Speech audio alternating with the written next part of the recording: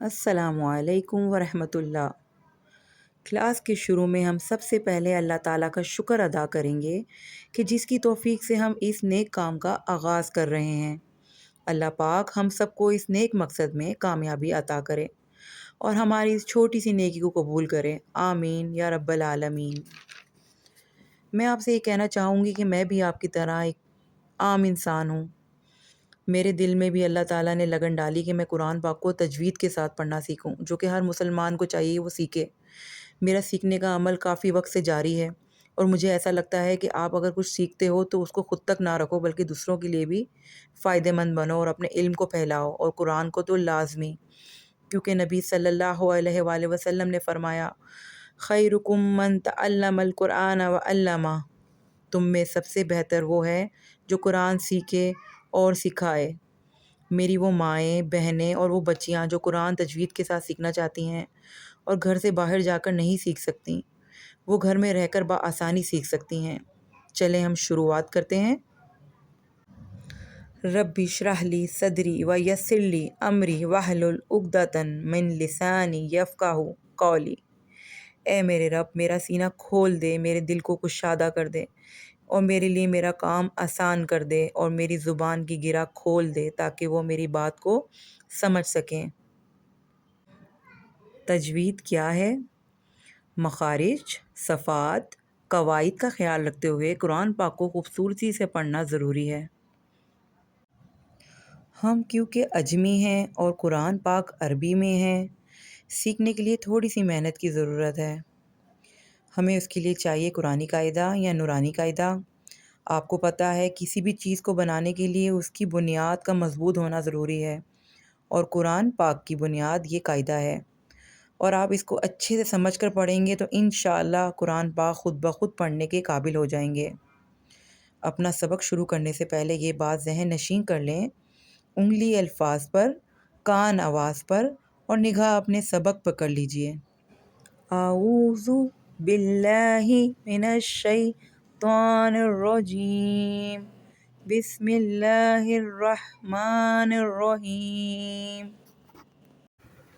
تختی نمبر 1، حروف مفردات۔ حروف مفردات 29 ہوتے ہیں۔ ان کو پروناؤنس کیسے کرنا ہے، ان کے مخرج کیسے ادا کرنے ہیں، اگر ہم نے یہ اچھے طریقے سے سیکھ لیا تو آگے ہمارے لیے بہت آسانی ہو جائے گی۔ سب سے پہلے ہمارے پاس ہے الف۔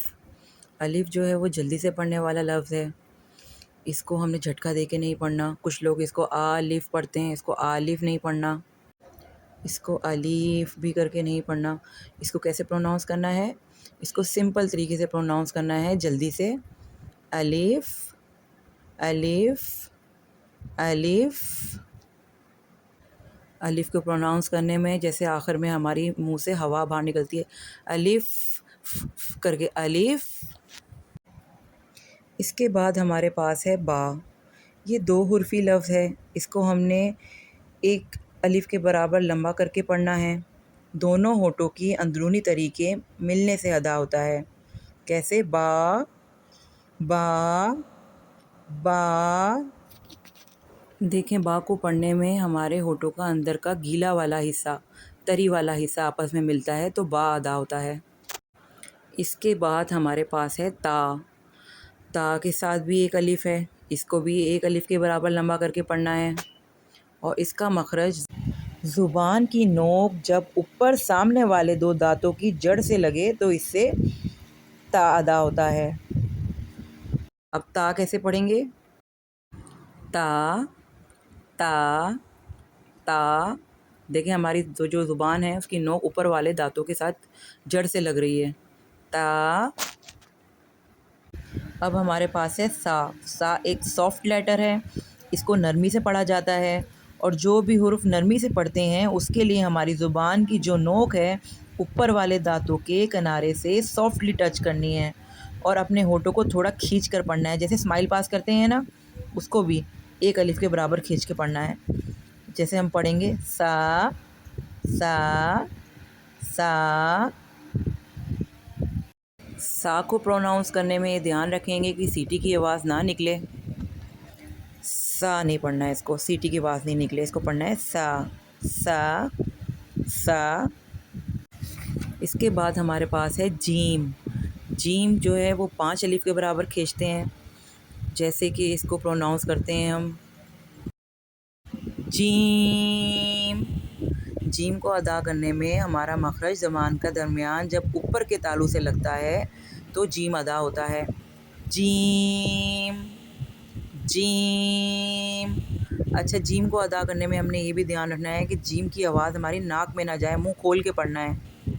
ایک بار پھر پڑھتے ہیں، جیم جیم۔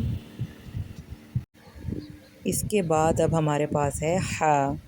ہا 2 حرفی ہے۔ ہا حلق کے بالکل سینٹر سے پروناؤنس کیا جائے گا۔ حلق کے درمیان والے حصے سے ہا ادا ہوتا ہے، جسے ہم ہوا باہر نکالتے ہیں ویسے ہی اس کو پڑھیں گے کر کے، جیسے ہماری آواز نکلتی ہے ایسے ہا ہا ہا۔ اس کی کوشش کیجیے گا آپ لوگ۔ یہاں تک کا سبق ہے جس کی آپ نے خوب پریکٹس کرنی ہے۔ اللہ تعالی ہمیں آسانیاں بانٹتے رہنے کی توفیق عطا فرمائے اور اپنے اس چھوٹی سی نیکی کے مقصد میں کامیابی عطا کرے۔ آمین یا رب العالمین۔